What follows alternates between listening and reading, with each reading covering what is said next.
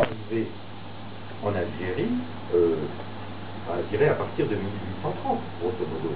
Donc, et puis on a beaucoup autour de cette table qui sont arrivés dans la Nièvre, dont la famille est arrivée dans la Nièvre autour de 1830. Moi, j'en suis pas sûr, on bouge.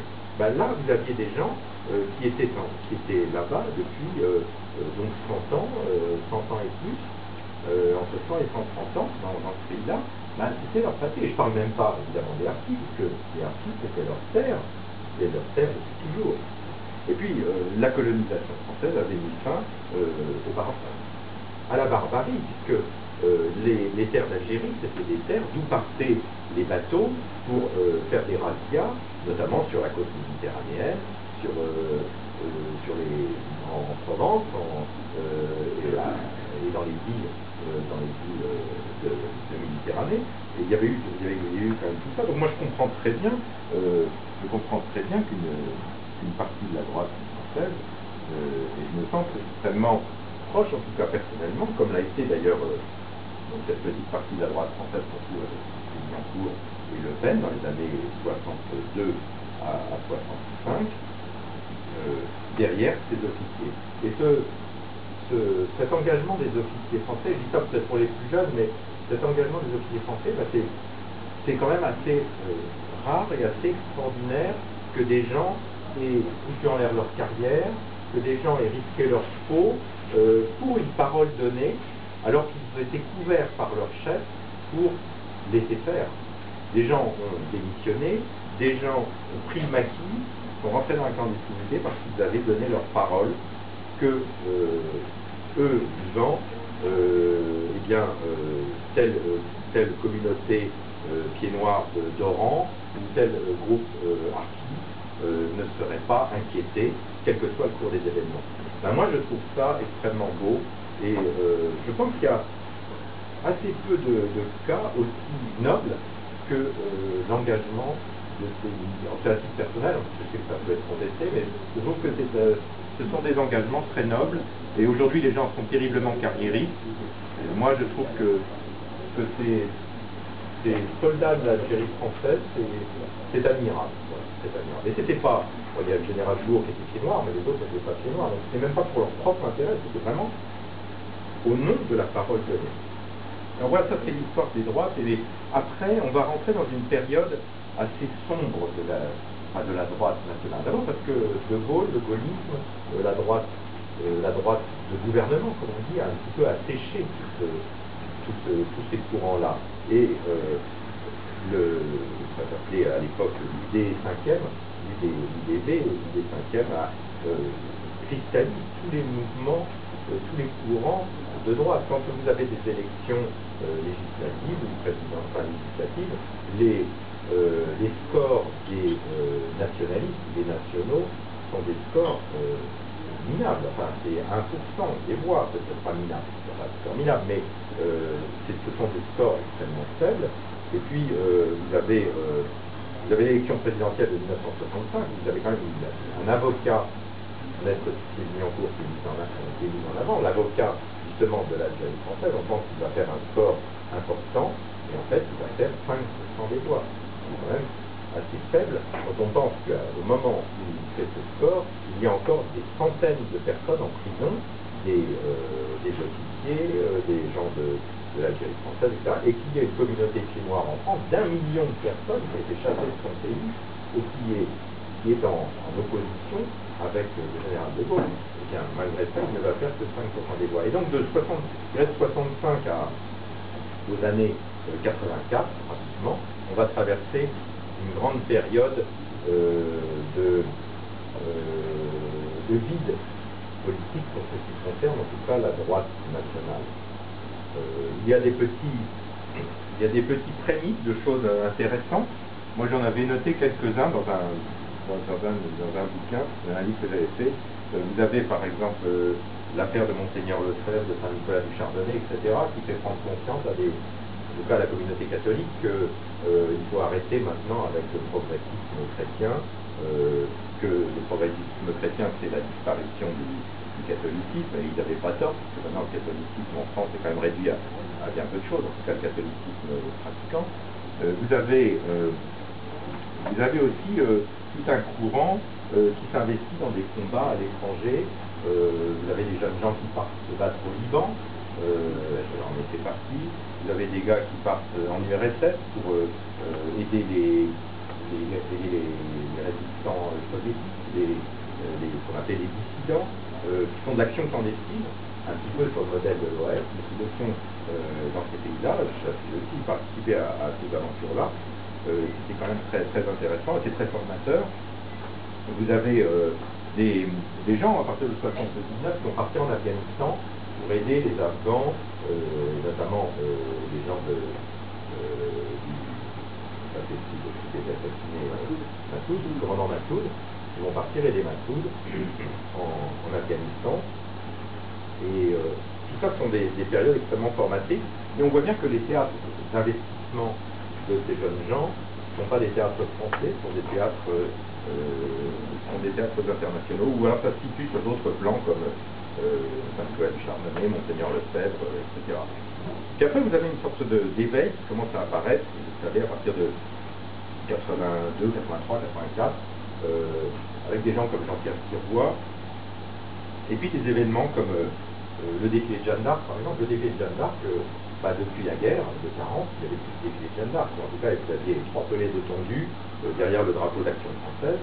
Et puis tout d'un coup, vous avez des mouvements, des initiatives de remettre à l'honneur cette Jeanne d'Arc et d'organiser à Paris un défilé de Jeanne d'Arc à l'occasion de la fête de la Sainte-Jeanne d'Arc. Et donc vous allez avoir ce type de signe d'une sorte de réveil. Vous allez avoir aussi à cette époque la création des appels des Bleus Blancs Rouges. Je sais pas, certains d'entre vous y sont allés, je pense. C'est dommage que ça n'ait pas continué, mais ça va se faire. C'était quand même c'était quand même une sorte de contre-fête de l'humanité. Et c'était encore, il y avait Thirois, Collineau,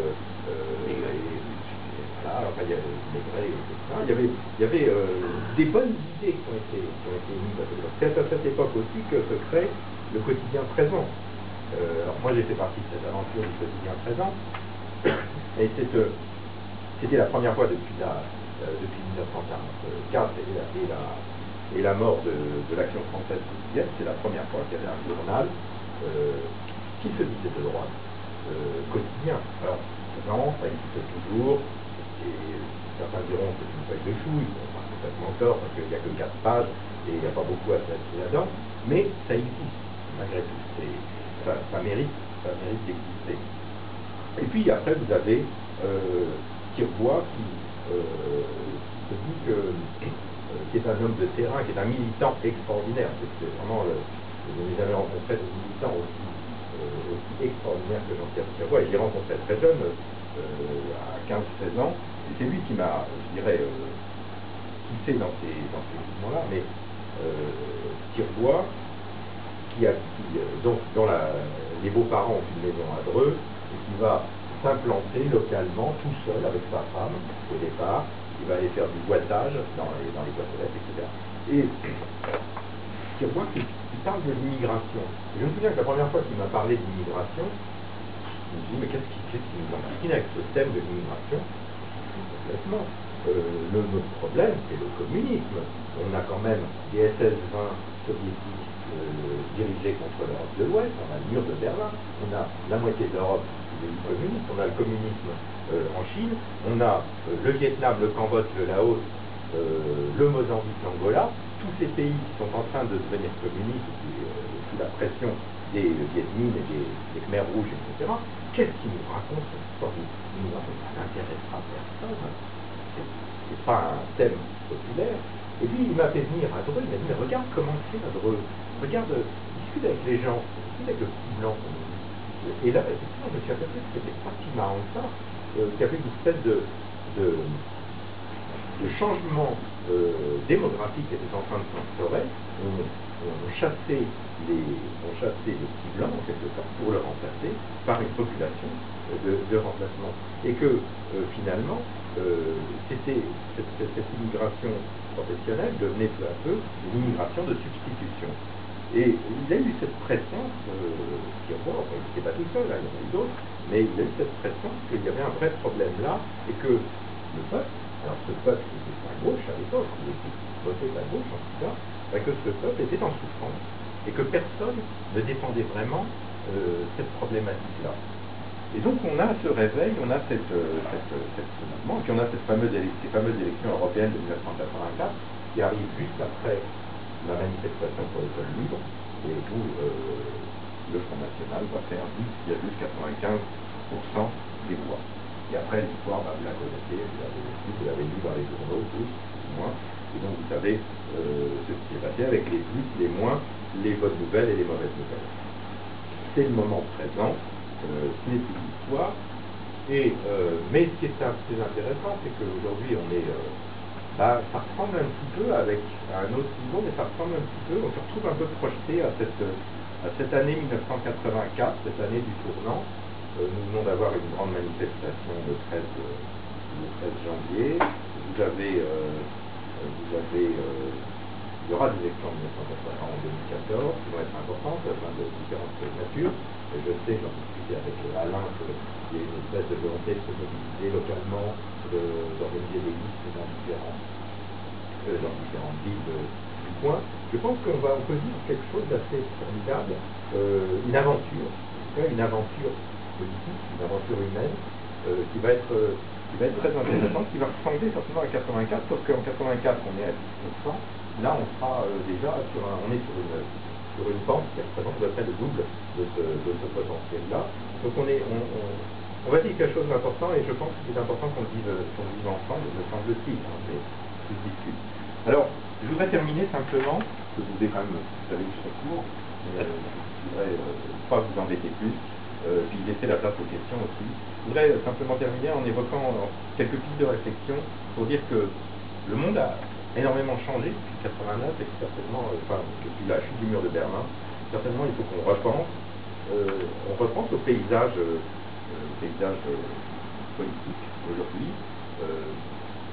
Le monde communiste s'est rétréci, il a quasiment disparu, et puis alors, vous allez me dire, il y a quand même encore un tiers de l'humanité qui vit sous régime communiste, c'est parfaitement exact, les Chinois et leurs alliés, mais en même temps, la Chine vit un système qui est un système de libéralisme absolu sur le plan économique, avec notamment, vous avez vu la pollution dans ces pays-là, c'est-à-dire qu'on se fout complètement de la manière dont on produit. Nos concurrents nous piquent nos emplois, nous piquent nos industries par l'effet de concurrence mondiale, mais nous les piquent au prix de pollution incroyable de la planète, en tout cas pollution de leur pays.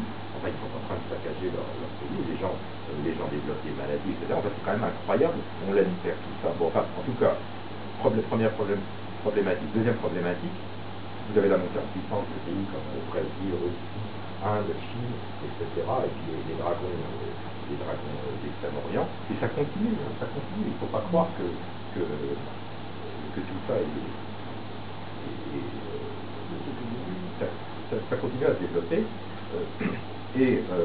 Moi je sais que je discutais avec ma mère il n'y a pas très longtemps, et elle me disait qu'elle avait vu le premier noir, elle l'avait vu en 1944, c'était un Américain, il était pointé dans le lointaine banlieue parisienne, et elle n'avait jamais vu un noir de neuf.